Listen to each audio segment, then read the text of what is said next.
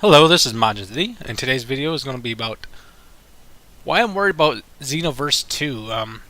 Mostly for the story end of the game, because it looks like the fighting system is a lot better. It's kind of hard to tell from the trailers and stuff like that, but it looks like it's refined. It looks like it's better.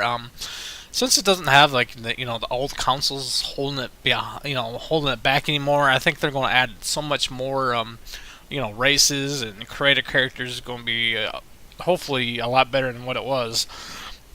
And although it looks like they're making the combat just a little bit too complicated on that side, so I don't know, we'll see. But the story seems like it's going to be just like the one from Xenoverse.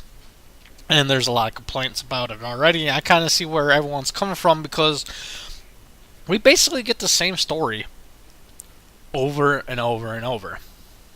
You know, you fight Piccolo, you fight Raditz, you fight Vegeta, you fight Nappa, you fight Cell, you fight Majin Buu, and it's sort of, and it keeps on going on and on like that. And for the longest time, the stories have been the same. It really didn't branch out too much. Xenoverse did fix that. It told the story in order, but it changed how certain events turned out, which was a great idea.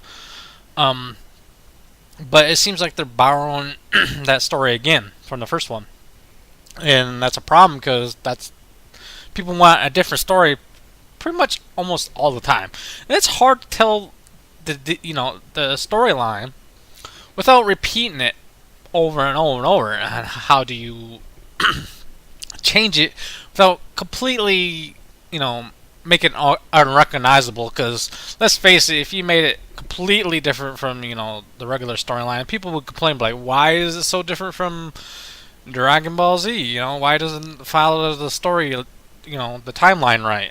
So my idea, well, the game's already pretty much done and produced and shit like that, so there's no way they can edit my ideas in there or anyone's idea. But my idea for the story would be maybe they're what ifs kind of stories. If you meet a certain criteria within the fight, you can either proceed on the regular timeline or a what if scenario. Like, what if Piccolo killed Frieza? Maybe you can do like, you can defeat him with your super, and that would unlock a alternate path of Piccolo beating Frieza. I think that would not be too bad of an idea, because branching story paths hasn't happened since, I don't think, Budokai 3, where you can, once you beat the game once, you can unlock different fights within there, and you can get different results. I think that would kind of liven the story up just a bit, because it's repeating so much over and over and over again that fans were just like, well, how can you change it without being too different? And these what if scenarios would change what people would see. Like, what if Piccolo was the ones getting sacrificed instead of Goku? That would be one of the scenarios. I think that would be pretty cool to maybe your story would progress on from that somehow.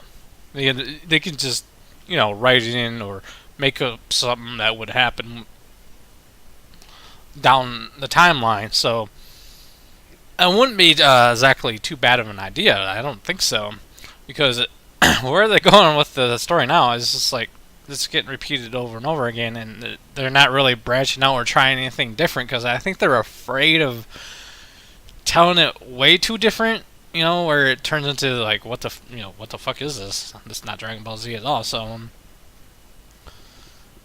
it's hard to change it without completely making it unrecognizable. And maybe these, if they put it in what if scenarios, that would change it up enough where it would satisfy people that don't want to keep on doing the same story over and over again. So it's just on that basically the end. I'm a little bit worried about the combat. There's no, as far as I could tell, no beam struggles, no permanent level destruction, which kind of sucks. Maybe that's a frame issue. I haven't seen that in so long. I think Tenkaichi 3 did it, where you could destroy buildings and shit, and you can get like Dragon Balls through there. I would like to see that again. I don't see that anymore. You can make craters and shit, but it goes away in time.